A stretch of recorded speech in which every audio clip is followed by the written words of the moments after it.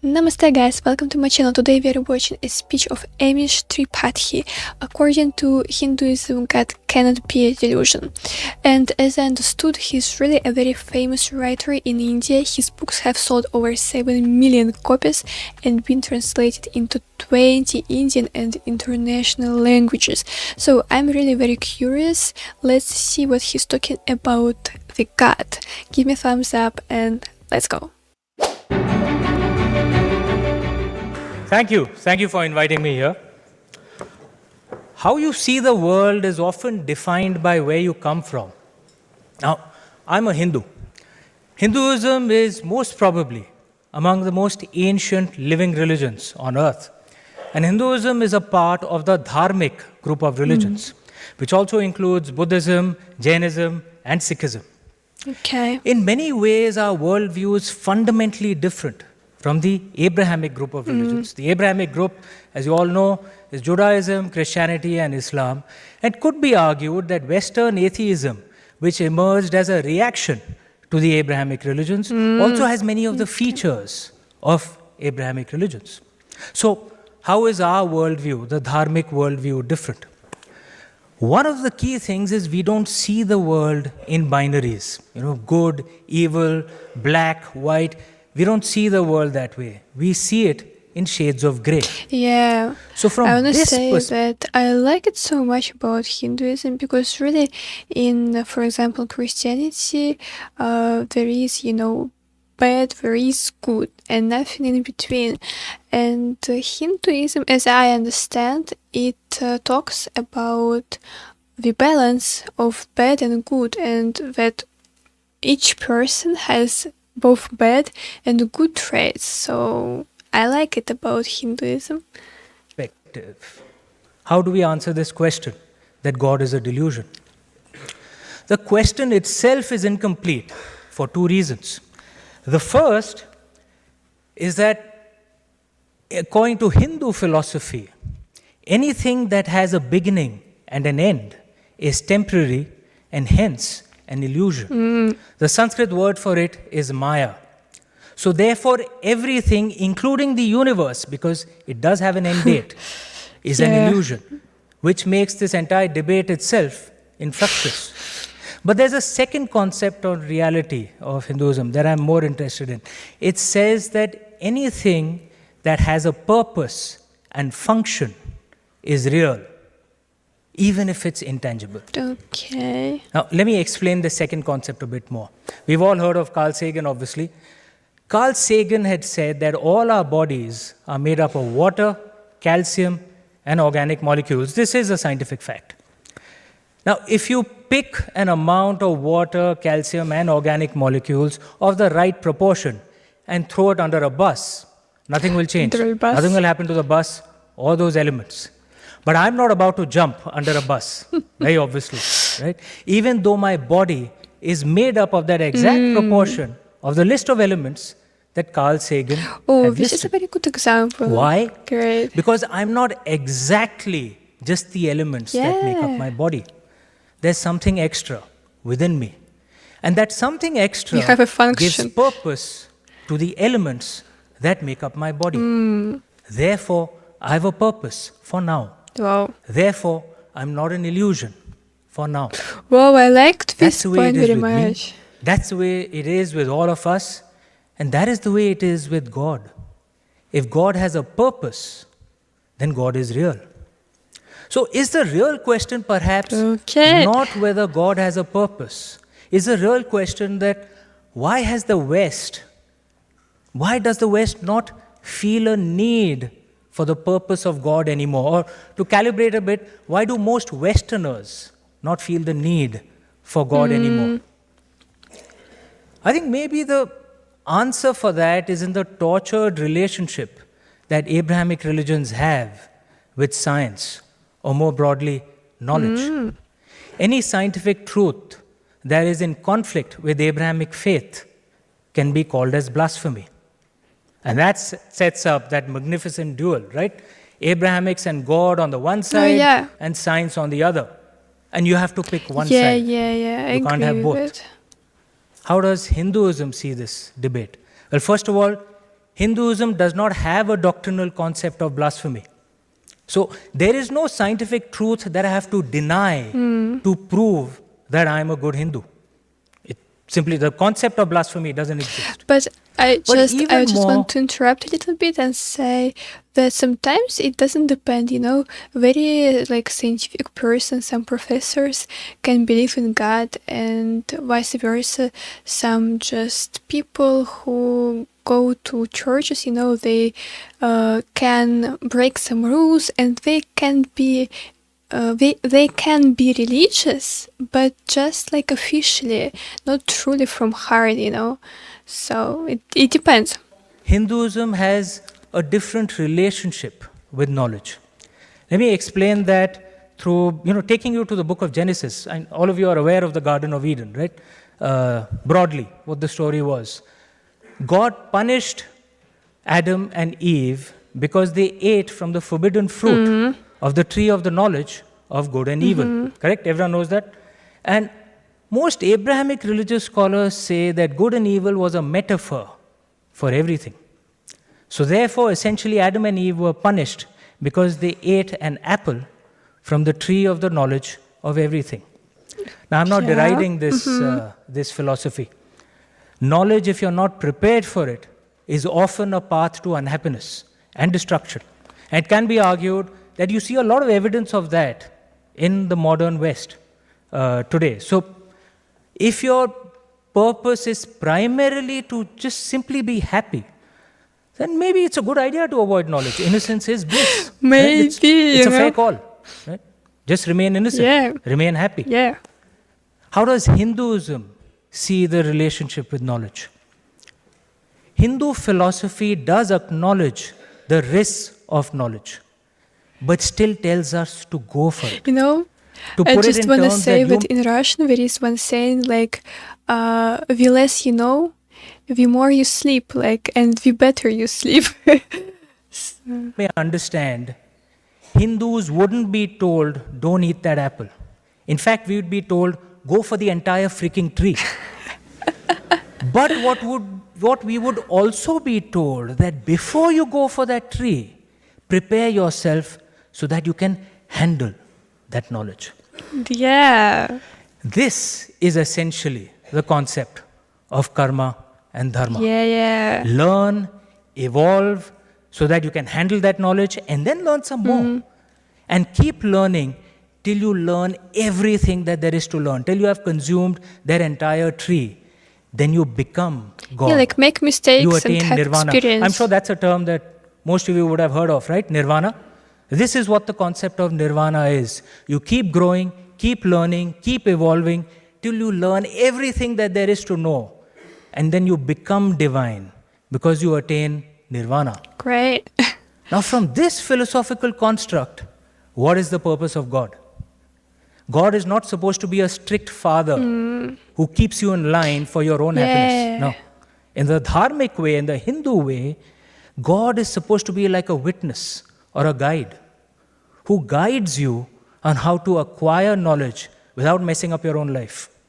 Which is why you'll find that it's very, very common in India to be religious and scientific at the same time. Yeah, that's what I was saying. saying. How many of you read about the Indian space scientists who sent a probe to the moon? Everyone's aware of that? Yeah, we sent a probe to the moon. The cost of that project was cheaper than a Hollywood movie on that project. Right?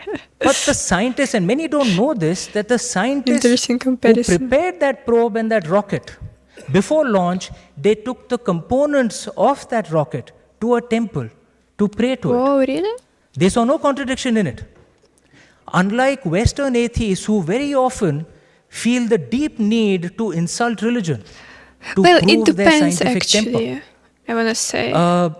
In the Hindu way, the divine can be male, female, or transgender. Yeah, this is true. And allows, even expects human beings to question him or her, as Lord Krishna did in the Bhagavad Gita. I'm primarily an author. In the books that I write, I openly criticize and question the caste system. I write of powerful women. I have gay and transgender characters in my books. My books, by God's grace, actually sell in reasonably high numbers, you won't find any controversy around me. Because in the Hindu way, there is an openness to multiple truths. Which is There's very an good. I like it openness so much. to multiple paths Yeah. to the divine. Yeah, I personally hate when people always, try to say that, my opinion is the only one, and your opinion is false. And I like about Hinduism is that it's very open-minded religion and very flexible, which I like. Please. In some ways, then, this debate is similar to the debate that's taking place over artificial intelligence. From what I have read, not that I know Elon Musk personally, but from what I have read, apparently, Elon Musk is concerned about the risks of AI and is therefore hesitating. Whereas Sam Altman is, going all guns blazing, wants to forge ahead, right? In the Hindu way, the opportunity of AI would be seen, but the risks of it would also be acknowledged, right? Okay. So perhaps, it cannot be denied that AI almost has the power of God. Do we have the ability to wield that power? Do our societies have the ability to handle the consequences of something like this? I don't know. I'm afraid of AI. to be honest. Everyone knows what this gesture is. Yeah, it's Namaste. Most Westerners erroneously translate Namaste to mean hello. That's not the actual meaning. In Sanskrit, Namaste means I bow to the divine within you. Whoa. Now, this is a statement of humility. I'm bowing. But it's also a challenge to you. Discover the divine within you. That is the challenge that Hinduism puts up. Wow. He opened my... If I may just complete, I'm almost at the end, right? If you find purpose, you will discover that God exists within you. And your task over this life and multiple lives is to grow, evolve, learn some more, and become God. Yeah. God is not a delusion I like because his you words. are God. You are a potential God. You are all potential gods. You just don't know it yet. What you have to do is find your purpose, and you will discover that you and God are in fact very real. And that's it. If there's a wonderful speech. Namaste, once again. Is there time? I'll answer so that much. point of...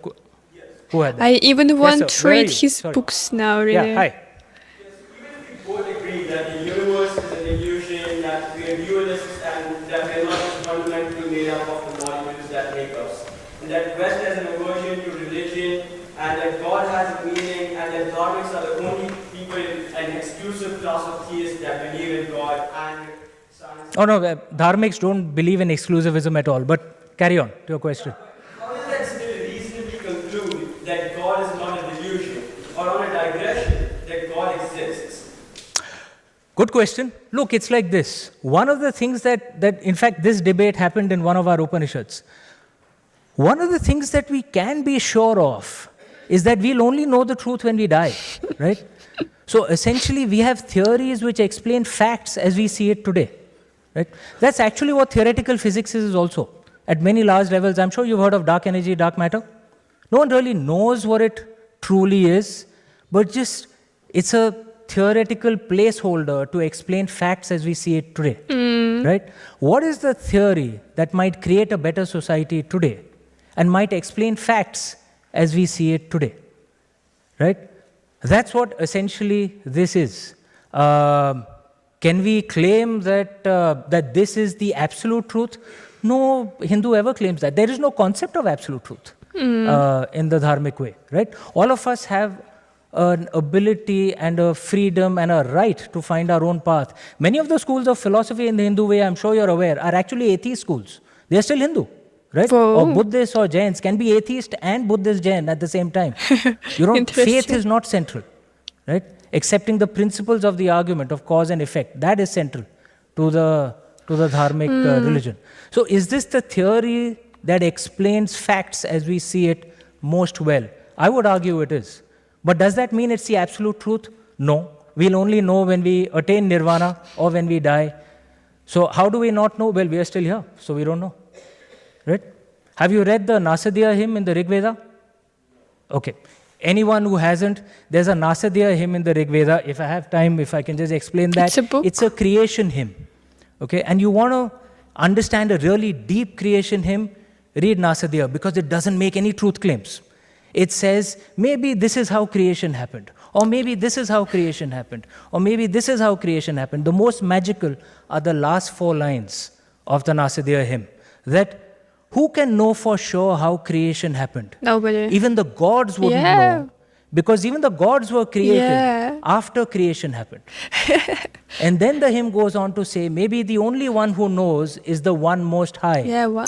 Or maybe even he doesn't know. And in Sanskrit, they don't use the term he, because the Brahman is actually beyond gender. Yeah, it's we like can use it, energy, I she, he, guess. whatever, right? Maybe he's the only one who knows, or maybe even he doesn't know. That's a skepticism at the heart of the Rig Veda, which is the oldest Dharmic religion, because no one can know for sure. You have to have supreme arrogance to say, I know what the truth is. No one can know for sure. Yeah, Right? that's true. That's very true. If there's no other point of order, I guess I'm done. Thank you. So guys, I wanna say that I really liked this speech so much. I even didn't expect, that it would be so good. And I personally just loved his points, and also I liked that he said about Hinduism is that Hinduism is about like making mistakes and then having experience, and he compared with like Christianity, that they took this apple, Eve took this apple, and in Hinduism he said like they would say go take this tree. It was so good. Like I like this about Hinduism, that it's not only about good. I mean, it's not like good evil. It has something in between. It has like a concept of transformation. So people should make mistakes and then transformate, upgrade their personality. So I think that this is really the nice path, as people understand that nobody is perfect, but still they need to improve, and they can improve. This is really nice. And yeah, about God can be a delusion. Just in general, we don't know about our world anything, and maybe we are all just delusion. Nobody knows actually. And yeah, we just need to live and to follow our dharma. So, and also guys, did you like my Christmas tree, by the way? I hope you noticed. See how beautiful it is. I will show my big Christmas tree on my Instagram, so don't forget to follow me on Instagram as well, okay? And also my flowers. So yeah, just let me know your opinion, what you think about delusion, what do you think about God, do you believe in God, by the way? And yeah, also it's interesting for me to know, what do you think about science and religion, like can it survive together or not? So guys, if you liked this video, you can of course give me a thumbs up, also subscribe to my channel, and see you soon. Bye bye.